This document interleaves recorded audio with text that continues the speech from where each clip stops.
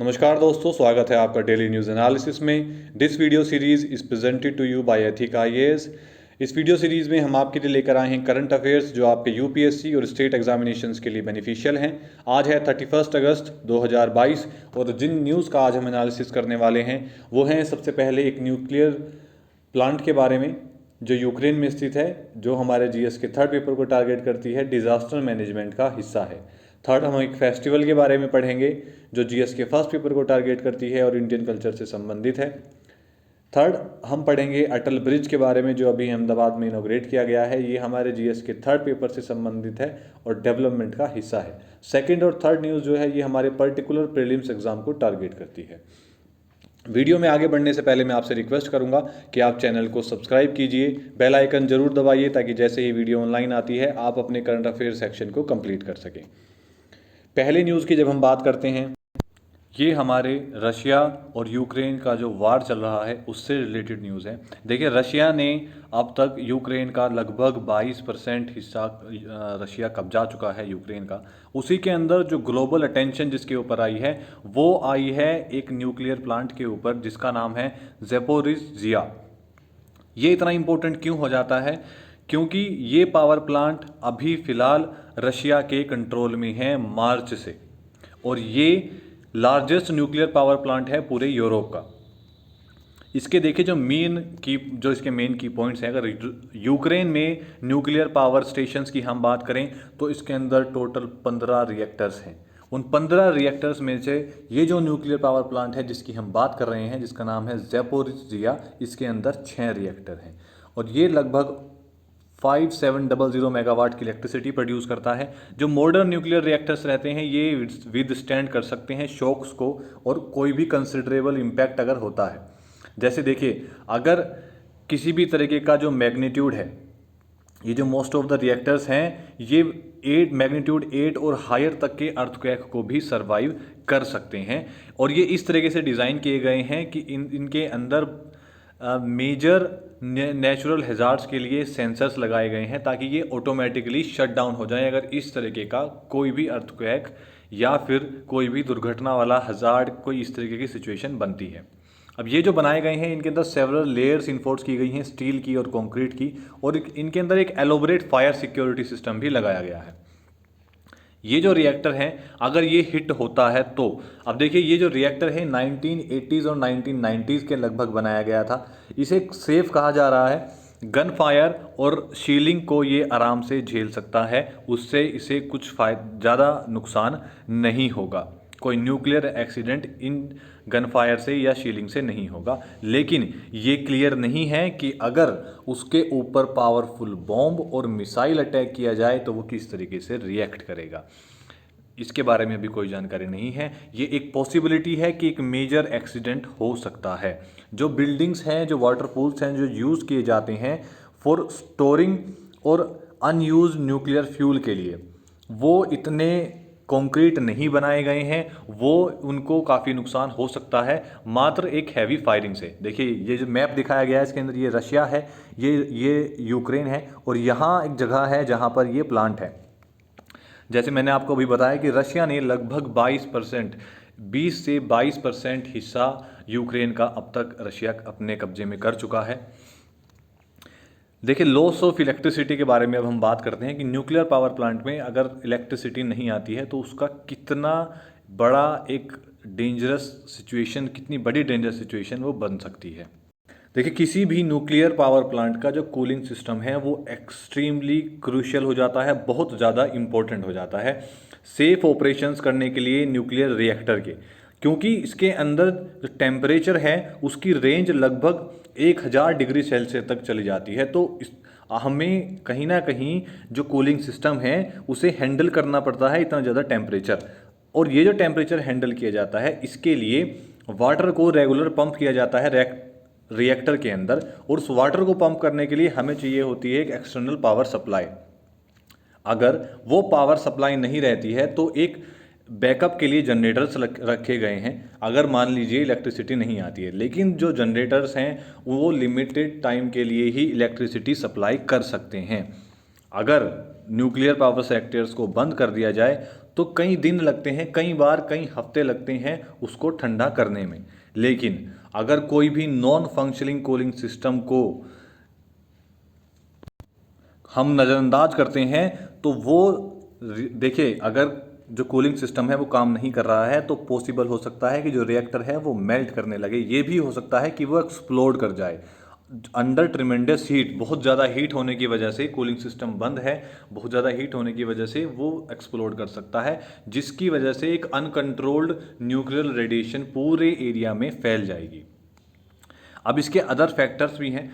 Ukraine कहीं ना कहीं इसलिए भी परेशान है क्योंकि देखिए, और जो इंटरनेशनल मीडिया है, इंटरनेशनल ऑर्गेनाइजेशंस हैं, वो भी परेशान हैं कि जो रोग्यू एलिमेंट्स हैं, ऐसे एलिमेंट्स जो वार का फ़ायदा उठाकर वहाँ से न्यूक्लियर मटेरियल को चुरा सकते हैं और वो ऐसे मटेरियल को जो इलीगल इंटरनेशनल न्यूक्लियर मार्केट है उसके अंदर बेच सकते हैं। अब यूक्रेन इसके लिए परेशान क्यों है? यहाँ पर यूक्रेन जो है वो सिग्नेचरी है न्यूक्लियर नॉन प्रोलिफरेशन ट्रीटी का, एज आ नॉन न्यूक्लियर वेपन स्टेट। अब ये ट्रीटी क्या है? देखिए, ये ट्रीटी 1968 में साइन की गई थी और 1970 में ये फोर्स में आई थी।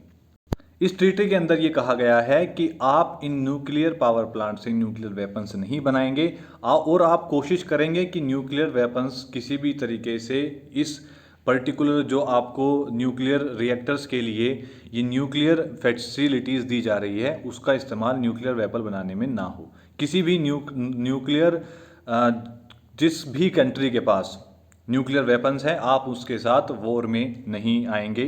जो न्यूक्लियर रिएक्टर है उसको भी आप डिफेंड करेंगे। कोई भी न्यूक्लियर वार आप खुद से नहीं छेड़ेंगे। अब ये जो ट्रीटीज़ बनाई गई हैं under nuclear non proliferation treaty के अंदर, इसको सेफगार्ड करता है IAEA। ये जो सेफगार्डिंग की जाती है इसके अंदर देखिए, IAEA है इंटरनेशनल एटॉमिक एनर्जी एजेंसी। ये सेफगार्ड करती है, वेरीफाई करती है कि जो न्यूक्लियर मटेरियल किसी भी कंट्री को दिया जा रहा है वो पीसफुल पर्पस के लिए यूज़ हो रहा है या नहीं हो रहा है। इसके अंदर उसका जो एवरी बिट है न्यूक्लियर मटेरियल की या जो फ्यूल दिया गया है, एवरी किलोग्राम यूक्रेन का जो यूरेनियम का, कोई भी एवरी ग्राम ऑफ प्लूटोनियम, जितना भी मटेरियल जो न्यूक्लियर पावर प्लांट में यूज़ किया जाता है वो काउंट किया जाता है और उसको रिपोर्ट किया जाता है। और ये सभी वो कंट्रीज़ करती हैं जो न्यूक्लियर नॉन प्रोलिफरेशन ट्रीटी के अंदर हैं। अब इस रीजन में केओस है तो जो रोग्यू एलिमेंट्स हैं वो कहीं ना कहीं चोरी करने की कोशिश कर सकते हैं और इस मटेरियल को इलीगल इंटरनेशनल न्यूक्लियर मार्केट में बेच सकते हैं। सेकंड न्यूज़ के बारे में जब हम बात करते हैं तो ये है एक फेस्टिवल के बारे में जो उड़ीसा में मनाया जा रहा है जिसका नाम है नुआखाई। देखिए, उड़ीसा की जो चीफ मिनिस्टर हैं वो नवीन पटनायक हैं, यहाँ के जो गवर्नर हैं वो गणेशी लाल जी हैं। फिलहाल जो ये नुआखाई फेस्टिवल है ये एक संबलपुरी फेस्टिवल है जो ज़्यादा पॉपुलर है वेस्टर्न उड़ीसा के अंदर। नुआखाई का मतलब क्या होता है? नुआखाई, नुआ का मतलब होता है नया और खाई का मतलब होता है ईटिंग, नया खाना। न्यू खाई जो है वो ऑब्जर्व किया जाता है as an expression our gratitude. भगवान के लिए हमारा जो ग्रेटिट्यूड है कि उसने हमें खाने के लिए फूड ग्रेन्स दिए हैं, उसके लिए हम भगवान को धन्यवाद करते हैं। जो ये नुआखाई फेस्टिवल है इसके अंदर जो हमारे जो लोग हैं वो हमारी जो पहली फसल रहती है, जो उस रीजन के जो लोग हैं, उड़ीसा के जो लोग हैं, वो उनकी जो पहली फसल रहती है उसे उनके जो घर के बड़े बुजुर्ग हैं वो फैमिली में वर्शिप करते हैं अपने डीटी को।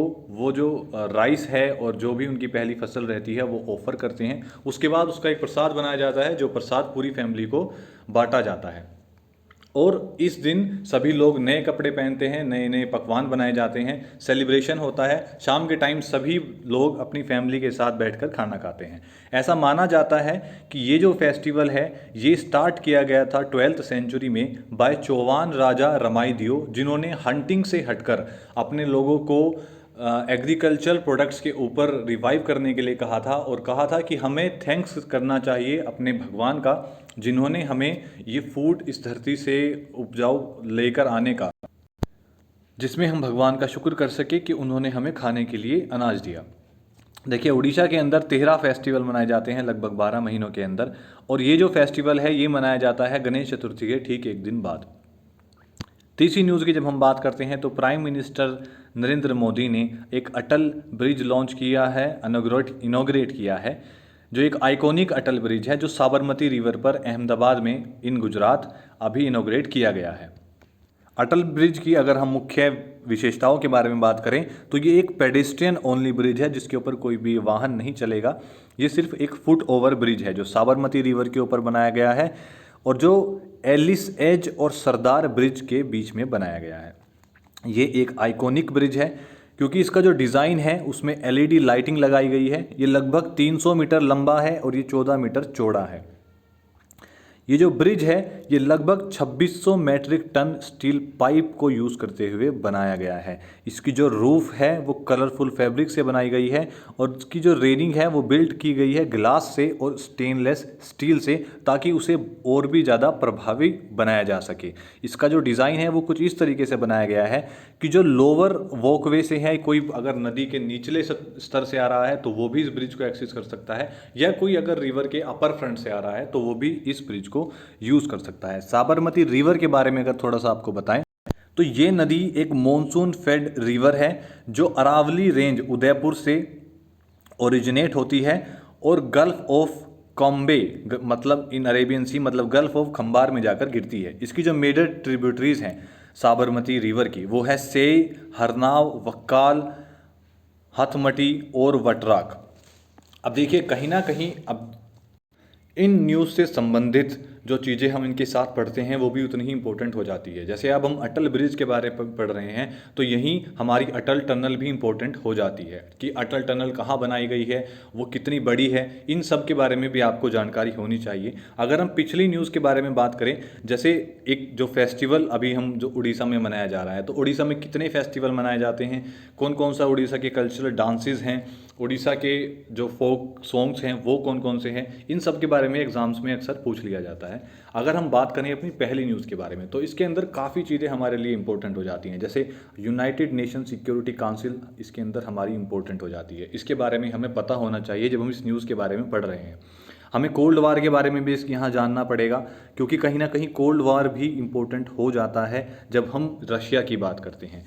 हमें यहाँ पर IAEA के बारे में पता होना चाहिए, इसके भी बारे में आपको पढ़ना पड़ेगा और इसी के अंदर आपको न्यूक्लियर नॉन प्रोलिफरेशन ट्रीटी के बारे में भी जानना होगा।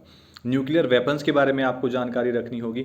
अब जैसे जी अभी तो सिर्फ हम एक पावर प्लांट के बारे में पढ़ रहे हैं क्योंकि ये इम्पोर्टेंट इस समय अटेंशन में है जिसका नाम है ज़ेपोरिज़िया न्यूक्लियर प्लांट, लेकिन और भी कई पावर प्लांट है। अगर इस तरीके की कोई घटना हो जाती है और पावर प्लांट एक्सप्लोड हो जाता है तो क्या कंडीशन बनती है उसके बारे में भी आपको जानकारी होनी चाहिए। क्या हिस्ट्री में कोई इस तरीके का एक्सप्लोजन हुआ है और अगर हुआ है तो वो कहाँ हुआ है, उसका नाम क्या है, इन सब चीज़ों के बारे में ये सब चीज़ें इस न्यूज़ से रिलेटेड हो जाती हैं। तो कहीं ना कहीं ये सब चीज़ें इंपॉर्टेंट हो जाती हैं। इन सब चीज़ों के बारे में आपको पढ़ना होगा। So that's all for today. अगर आपको वीडियो अच्छा लगा तो वीडियो को लाइक कीजिए, चैनल को सब्सक्राइब कीजिए और शेयर जरूर कीजिए ताकि आपके दोस्तों तक भी ये करंट अफेयर्स पहुंच सके। बेल आइकन जरूर दबाइएगा ताकि जैसे ही वीडियो अपलोड होता है आप अपने करंट अफेयर्स के सेक्शन को कंप्लीट कर सकें। अगर आपका कोई सजेशन है या अगर आपका कोई डाउट है तो do comment down below. Thank you.